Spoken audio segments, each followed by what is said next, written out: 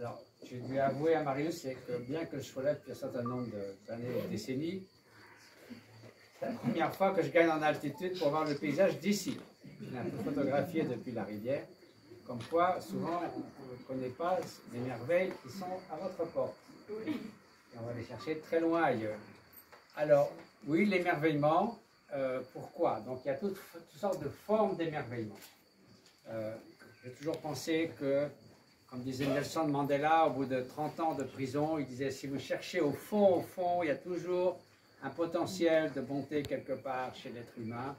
Ce qu'il faut, c'est faire venir à la surface. Donc, il y a un émerveillement devant le potentiel des êtres humains, devant le regard d'un enfant innocent, le sourire d'un vieillard édenté, l'émerveillement devant la vie, devant la beauté de ce que nous pouvons accomplir dans l'existence pour les autres et pour nous-mêmes. Donc, le double accomplissement du bien d'autrui et du sien propre, c'est une source d'émerveillement constante. Et ça, nous avons essayé de faire aussi au travers de Karuna Setchen, qui existe depuis 23 ans, qui aujourd'hui vient en aide à plus de 400 000 personnes dans le domaine de l'extrême pauvreté, de l'autonomisation des femmes, de l'écologie, etc., en Inde, au Népal, au Tibet. Nous travaillons un petit peu en France maintenant avec le SAMU social, aussi Maison 24, un tout petit peu ici. Donc, l'émerveillement devant la nature humaine. Il y a aussi, ça peut être alors un autre thème d'exposition. J'ai fait un livre qui s'appelle 108 sourires. Alors les sourires, c'est très intéressant. J'ai un ami psychologue qui s'appelle Paul Ekman qui distingue 18 types de sourires. Il y a le sourire cynique, il y a le vrai sourire, celui qui active les muscles autour des yeux. Enfin, il y a 18 types de sourires. Alors ce que j'ai montré, c'était souvent des vrais sourires qui venaient du cœur, jaillis du cœur. Et puis, donc, cette exposition, comme le livre de photos du même nom, ça, c'est l'émerveillement devant la part sauvage du monde. Parce que bien souvent, si vous voulez, c'est vrai que je connais beaucoup de scientifiques de l'environnement, et il est sûr que ce qu'ils nous disent, c'est pas gai. L'urgence climatique, ça veut dire que c'est une question grave et qu'il y a urgence. En gros, moins d'une dizaine d'années pour prendre des mesures draconiennes que nous ne prenons pas. Donc quand ils vous disent c'est possible, les scientifiques, alors tout le monde dit ah ben c'est possible, donc c'est pas la peine de s'inquiéter.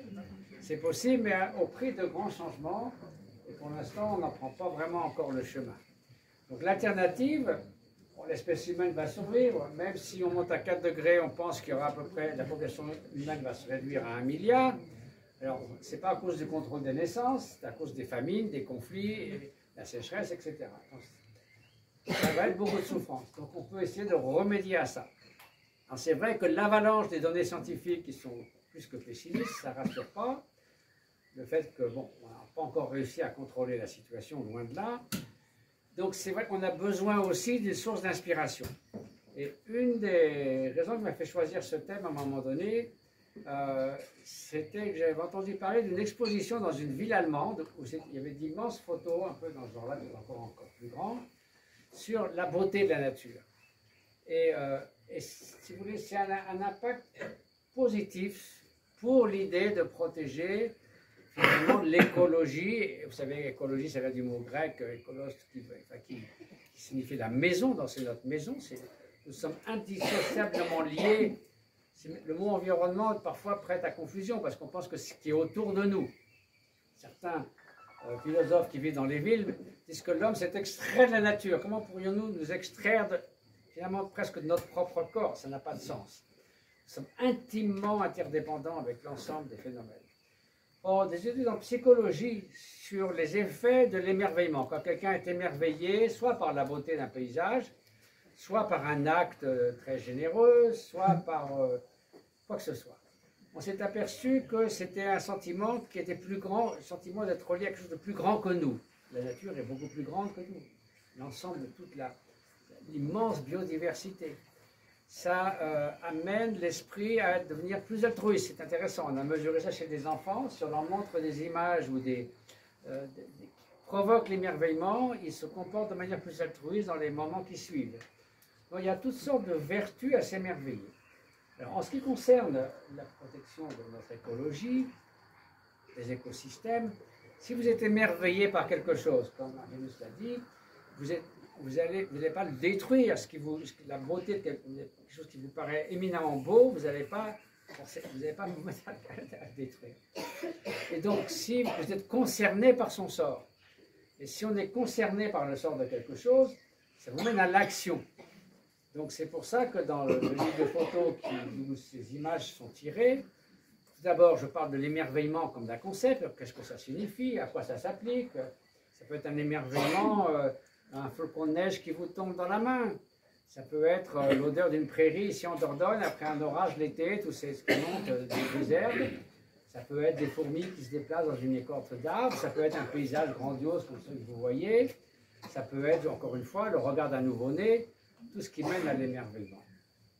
Mais en quelque sorte, une fois que vous êtes émerveillé, donc j'essaie de définir ça.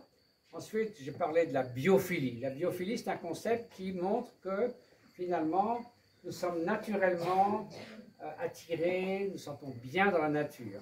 Il y a une expérience assez amusante.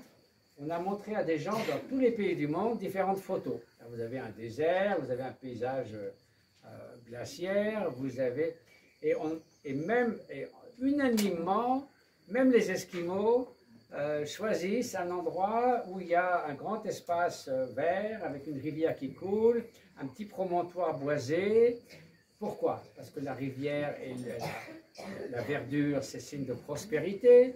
La petite colline boisée, c'est un endroit où on peut se réfugier, ou alors on pouvait à l'époque guetter les animaux ou les ennemis. Donc spontanément, même des personnes qui vivent dans des paysages très différents choisiront ce genre de paysage. C'est une sorte d'attrait naturel pour la nature, pour protéger les autres espèces, et donc c'est un sentiment naturel. Et puis le troisième volet, c'est envisager le grand défi du XXIe siècle, et celui donc de la crise écologique, et donc pour essayer de mobiliser en tant que photographe cette humble contribution par la photographie. Donc effectivement, comme le disait Marinus, comme moi je vis tranquillement dans l'Himalaya la plupart du temps quand je suis pas au bord de la Vézère, je n'ai pas besoin de grand chose. Donc dès le départ, aussi bien pour les livres de photos que pour les livres écrits, je n'avais pas besoin de toutes ces ressources, que les Ferrari dans l'Himalaya ça ne fonctionne pas, il n'y a pas de piscine en pente, donc je me suis dit il vaut mieux donner tout, je serais plus tranquille. Donc ça a permis de lancer Karuna Sechen, et après ça a fait boule de neige, et maintenant en Inde nous avons 200 personnes qui travaillent, au Népal une cinquantaine, et nous avons mené à bien beaucoup de projets depuis 23 ans. Donc c'est un ensemble, encore une fois, où on essaie d'accomplir le double bien des autres et de soi-même, et c'est la meilleure façon à la fois de devenir un meilleur être humain pour mieux contribuer à un monde meilleur à la société. Et donc finalement, un jour mourir en paix, en ayant le sentiment qu'on a fait tout ce qu'on pouvait pour être un tout petit peu utile sur cette planète. Donc merci infiniment. J'ai aussi appris qu'il y aurait un deuxième volet l'année prochaine, je m'en réjouis beaucoup, que c'est les images voyage. Alors donc ça c'est du recyclé de... Des briques alimentaires. Des briques alimentaires, vous pouvez les manger à la fin du... Très bien, merci infiniment, merci. Merci. Merci.